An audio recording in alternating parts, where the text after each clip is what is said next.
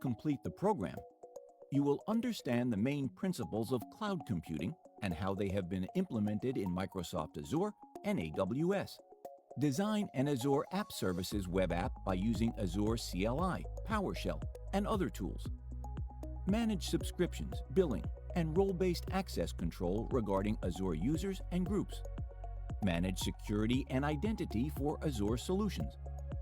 Implement use cases and configuration options for Azure App Services and App Service environments.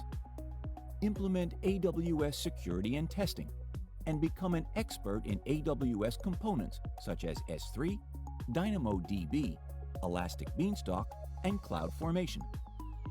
Set up GCP account and utilize GCP services, networking, storage, content, and delivery network. Understand Google virtual machines and how to work with them. Get an overview of AWS DMS, how the AWS Schema Conversion Tool works, types of AWS Database Migration Service. Select the appropriate AWS service based on data, compute, database, or security requirements.